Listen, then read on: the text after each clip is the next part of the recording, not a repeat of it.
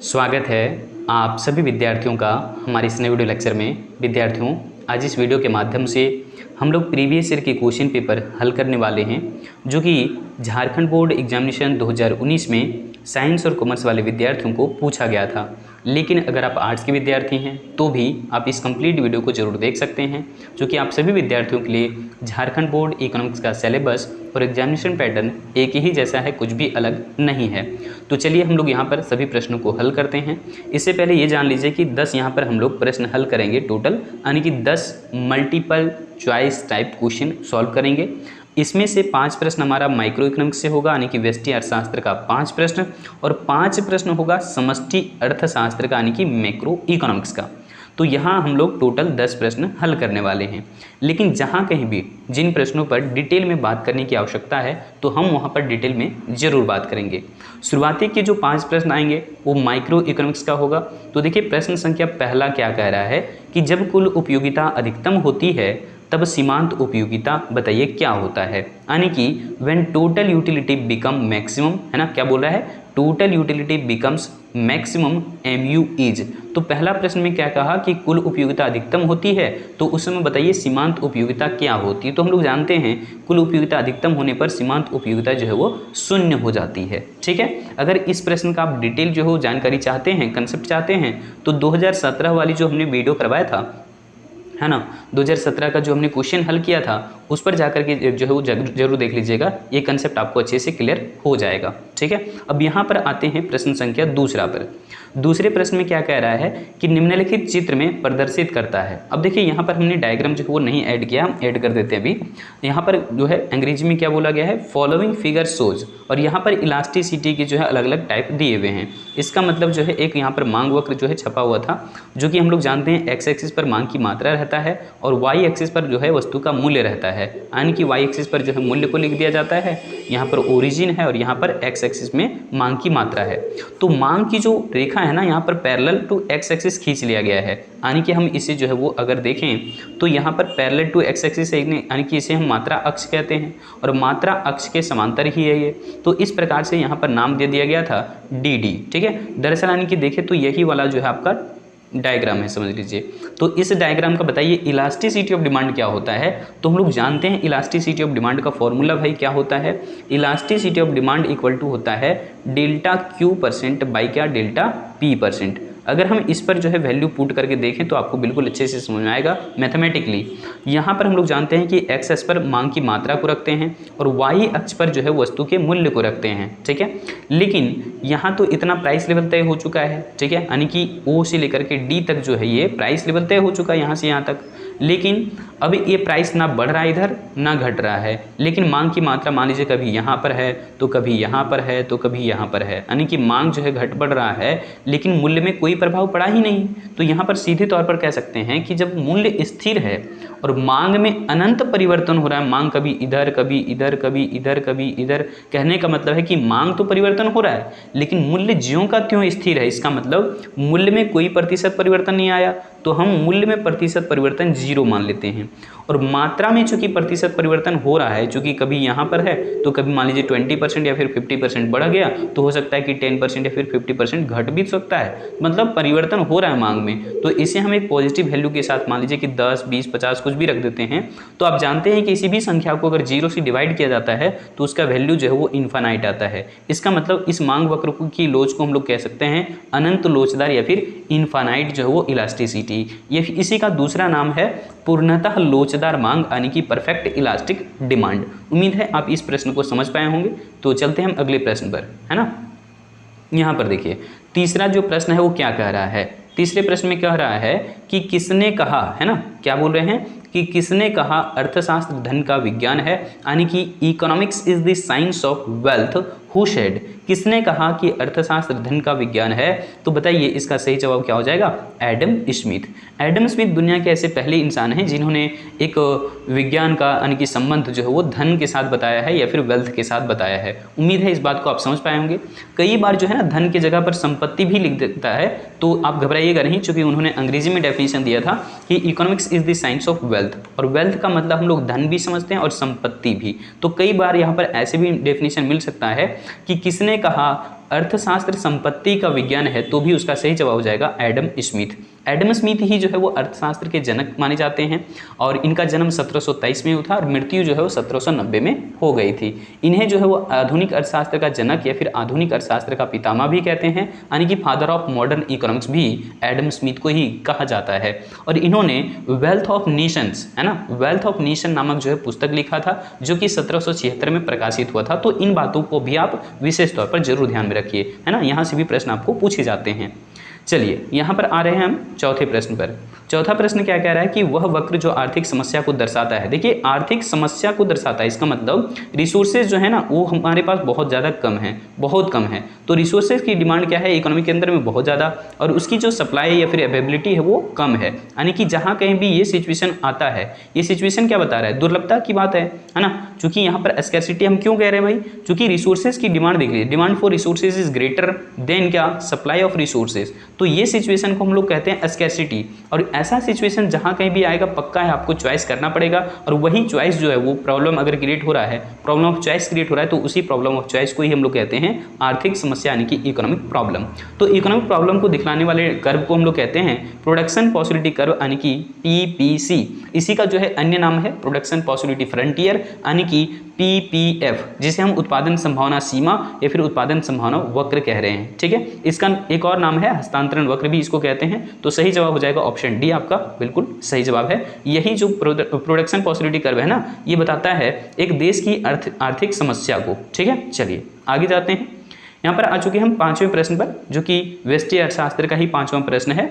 और बहुत अच्छे से जो है ये प्रश्न को देख लीजिए, क्योंकि कई बार जो है हूबहू आपको देखने को मिलता है और मुझे लगता है कि बहुत ज़्यादा इंपॉर्टेंट है। क्या कह रहा है कि किस बाजार में औसत आय, औसत आय का मतलब एवरेज रेवेन्यू, जिसे हम औसत आगम भी कहते हैं, तो किस बाजार में औसत आय सीमांत आय के बराबर होता है। तो सीमांत आय के बराबर मतलब मार्जिनल रेवेन्यू के बराबर, यानी कि जहाँ यहाँ पर कह सकते हैं कि MR और AR जो है वो बराबर होता है। तो किस बाजार में, ध्यान रखिएगा, परफेक्ट कंपटीशन मार्केट में, यानी कि पूर्ण प्रतियोगी बाजार में क्या होता है, तो मार्जिनल रेवेन्यू और एवरेज रेवेन्यू दोनों क्या हो जाते हैं, इक्वल हो जाते हैं। तो वही पूछ रहा था यहाँ पर क्वेश्चन कि in which market is average revenue equal to marginal revenue. तो ध्यान रखिएगा कि एवरेज रेवेन्यू मार्जिनल रेवेन्यू के इक्वल में हो जाता है, कहाँ पर, तो परफेक्ट कंपटीशन मार्केट में। ठीक है, पूर्ण प्रतियोगिता बाजार में। और AR और MR तो बराबर है ही, लेकिन ये वस्तु के मूल्य के बराबर भी होता है। तो इसलिए कह सकते हैं AR और MR और P क्या होते हैं, आपस में इक्वल होते हैं, बराबर होते हैं। कहाँ पर, परफेक्ट कंपटीशन मार्केट के अंदर में। ठीक है, चलिए अब यहाँ से जो है 5 प्रश्न आपको मिलेंगे, जो कि होगा समष्टि अर्थशास्त्र का। ठीक है, यानी कि मैक्रो इकोनॉमिक्स का। पहला प्रश्न क्या नजर आ रहा है कि निम्नलिखित में से या फिर निम्न में कौन जो है चक्रीय प्रवाह में शामिल है। बताइए किसे जो है सक्रिय प्रवाह में शामिल किया जाता है भाई।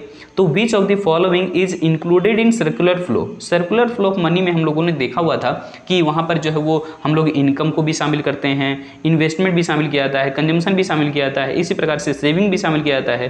तो ये सर्कुलर फ्लो ऑफ इनकम में जो है ये सब शामिल किया जाता है, यानी कि ये सब क्या है, एक वेरिएबल है जिसे सर्कुलर फ्लो ऑफ इनकम में शामिल किया जाता है, यानी कि व्यापार चक्रीय प्रवाह में जो है इसे शामिल किया जाता है। मतलब हम लोग देखे थे क्या, यहाँ पर घरेलू क्षेत्र फिर फर्म, इन दोनों के बीच में अगर लेन देन हो रहा है पैसे का, तो हम लोग उसको मौद्रिक जो है प्रणाली उसको हम मौद्रिक प्रवाह बोलते थे। और जब दोनों के बीच में वस्तुओं का सेवाओं का लेन देन हो रहा है तो उसे हम वास्तविक प्रवाह यानी कि रियल फ्लो कह रहे थे।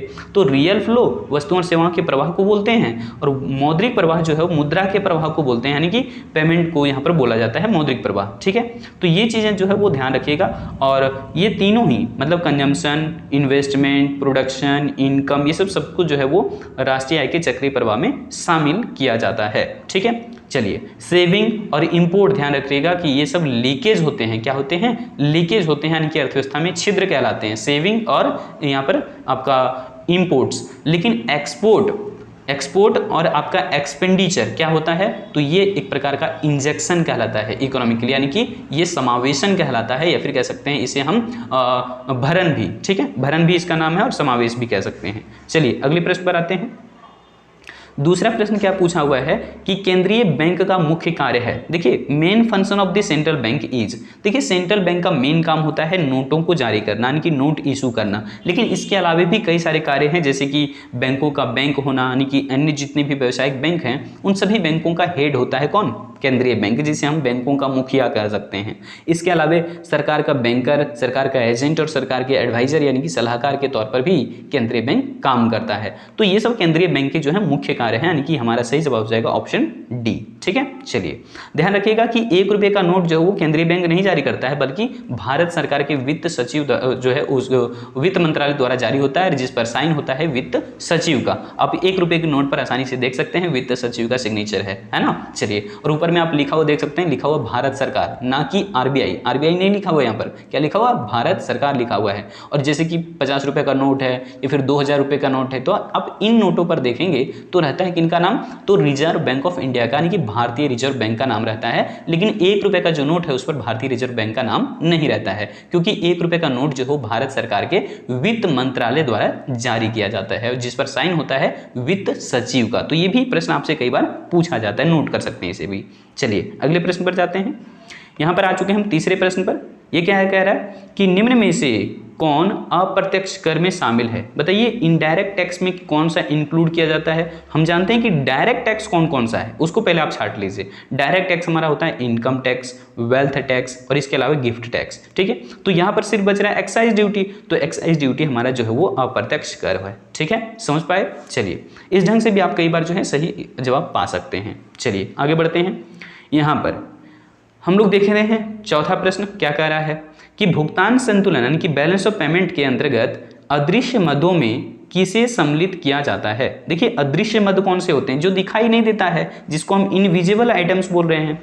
तो which one is the invisible item of balance of payment. तो बैलेंस ऑफ पेमेंट में जो तो शामिल किया जाता है विजिबल और इनविजिबल दोनों। अगर ऐसा पूछा जाता हमसे कि भुगतान संतुलन में किसे शामिल किया जाता है, दृश्य या अदृश्य, तो हम कहते हैं विजिबल और इनविजिबल, यानी कि दृश्य और अदृश्य दोनों मदों को भुगतान संतुलन में शामिल किया जाता है। लेकिन पूछ रहा है क्या कि भुगतान संतुलन के अंतर्गत अदृश्य मदों में किसे शामिल किया जाता है ना। तो नीचे जो है कुछ ऑप्शन दिए गए हैं, जैसे कि बैंकिंग है ना, इसके अलावा शिपिंग, इसके अलावा कम्युनिकेशन। तो ये सब क्या है, ये सब सेवाएं होती है, सर्विसेज होती है, और ये इसको शामिल किया जाता है कहाँ पर भाई, तो भुगतान संतुलन के अदृश्य मदों के अंतर्गत, यानी कि इनविजिबल आइटम्स के अंदर। सर्विस दिखेगा थोड़े ना, जैसे कि विदेशी कोई डॉक्टर आया, ठीक है, तो उनकी सर्विसेज दिखेगी थोड़ी ना, लेकिन विदेशों से हमने कुछ सामान मंगवाया, इंपोर्ट करवाया, तो वो वस्तु है, वो दिखने वाली चीज है, तो वो शामिल किया जाता है दृश्य मदों की तरफ, यानी कि विजिबल आइटम की तरफ। लेकिन डॉक्टर यहाँ से गया दूसरे देश में, या फिर डॉक्टर वहां से आया अपने देश में,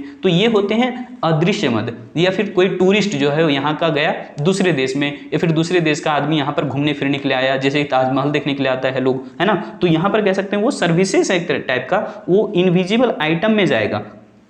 ठीक है, लेकिन हम लोग चाइनीज मोबाइल खरीदे, वो कहाँ जाएगा, विजिबल आइटम है वो। ठीक है, दृश्य मदों में चला जाता है वो। उम्मीद है समझ पाए होंगे। तो इस प्रश्न के हिसाब से देखें तो सही और सटीक जवाब हो जाएगा हमारा ऑप्शन डी, जिसमें कि यानी कि बैंकिंग, शिपिंग, कम्युनिकेशन, ये सब सभी क्या है, सेवाएं हैं, सर्विसेज है, ये इनविजिबल आइटम्स कहलाते हैं। और इसे शामिल किया जाता है भुगतान संतुलन के अदृश्य मदों के अंतर्गत, यानी कि इनविजिबल आइटम्स हैं किसके भाई, तो ऑफ बैलेंस ऑफ पेमेंट, यानी कि बैलेंस ऑफ पेमेंट के ये इनविजिबल आइटम्स कहलाएंगे, शिपिंग, बैंकिंग, ये सब कुछ, कम्युनिकेशन वगैरह। ठीक है, चलिए आगे बढ़ते हैं। आखिरी प्रश्न पर आ चुके हैं। पांचवा प्रश्न क्या कह रहा है कि मुद्रा के प्राथमिक कार्य के अंतर्गत निम्नलिखित में से किसे शामिल किया जाता है। यानी कि कह रहा है क्या, which of the following is included in the primary function of money. देखिए प्राइमरी फंक्शन मुद्रा का क्या होता है भाई, मीडियम ऑफ एक्सचेंज होना, है ना, विनिमय का माध्यम, फिर इसी प्रकार से मेजर ऑफ वैल्यू, और क्या, स्टोर ऑफ वैल्यू, है ना, और इनमें से सभी हम तो जान ही रहे हैं। तो यहाँ पर कह सकते हैं डेफर्ड पेमेंट का भी काम करता है मनी, हालांकि। ठीक है, तो ये सब जो है मुद्रा के कुछ कार्य हैं, लेकिन मेन फंक्शन पूछ लेता है तो उस समय हो जाएगा मीडियम ऑफ एक्सचेंज, यहाँ पर मेन बात हो जाएगा। ठीक है, तो यहाँ पर ध्यान रखिएगा, सिर्फ पूछ रहा है क्या कि मुद्रा के प्राथमिक कार्यों के अंदर जो है किसे शामिल किया जाता है, यानी कि प्राइमरी फंक्शन कौन कौन से हैं। तो हमारा सही जवाब हो जाएगा medium of exchange, measure of value और store of value. All of this हमारा आंसर सही हो जाएगा। ठीक है, यानी कि ऑप्शन डी हो जाएगा। चलिए, उम्मीद है इन सारे प्रश्नों को आप समझ पाए होंगे।